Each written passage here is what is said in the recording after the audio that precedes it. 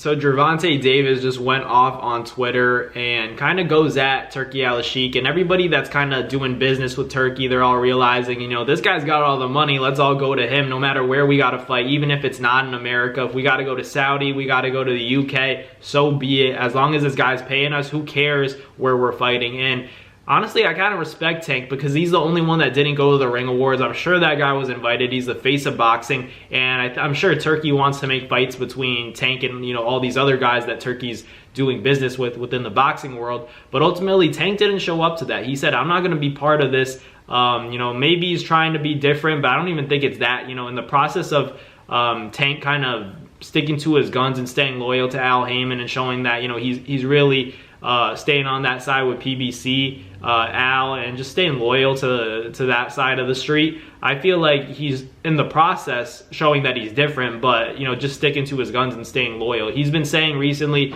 a lot of people have even been talking about his relationship with his trainer Calvin Ford, and he's been saying, you know, loyalty over everything. So Tank's being loyal to, you know, his side of the street and doesn't want to partake in all that other stuff. He sees it as, you know, kind of a circus, kind of like everybody's looking like a bunch of clowns because they're all sellouts. They'll do anything for money. That's what Tank's alluding to. That's what he's basically saying about all the fighters that were there. And basically every superstar was there besides Gervonta Davis. You know, you had Canelo, you had Ryan Garcia, Devin Haney, Teofimo Lopez. All of these guys were there for this event, but Tank nowhere to be found. He ignored it, and he called out a lot of people on Twitter because they're all saying, you know, all the prospects of the year, these awards don't really matter. They're saying that they're all, you know, sellouts. They'll do anything for a check, and you know, Tank is just trying to show that he's different. You know, people should respect him more because he's not, you know, involved in all that, you know, the glamour and everything exciting that was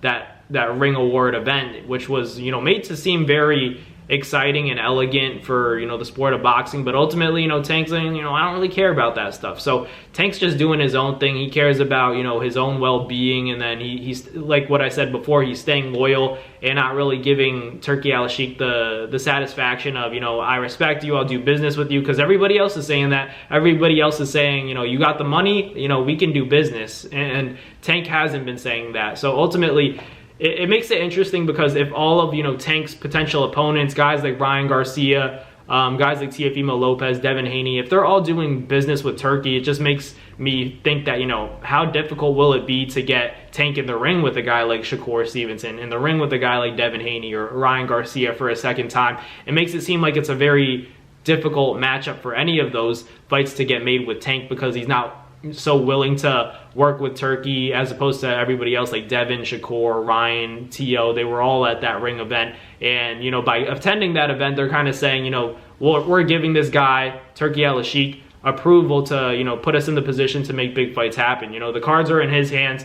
Forget the rest of our promoters. You know, they'll be a little bit more behind the scenes, but for the most part, if Turkey wants it, he's willing to make it and execute it with, you know, putting up the finances for the fight, then so be it. That's what they're willing to do. Anything for the check. But Tank is saying, you know, I'll just fight Lamont Roach. I'll continue to fight whoever's out there. I might call out, you know, some names, but if the fights happen, they happen. I don't really need those guys. That's the direction that Tank has taken his, you know, boxing career as of recent, because he's not fighting the people that we necessarily want to see him fight, but he's also justifying it and saying, you know, I've already accomplished a lot in the sport. I'm already a great, because to come from where I came from and to accomplish what I have accomplished in the sport of boxing today, I'm already a great. And while that is true, I think all of us real boxing fans just want to see Tank in the ring with, you know, the toughest tests out there, the Shakur Stevensons of the world, the Devin Haneys of the world, the Teofimo Lopez's, and, you know, a Ryan Garcia rematch where Ryan doesn't have to be dehydrated. But I understand, you know, it's a little bit difficult because Tank's significantly smaller than Ryan, but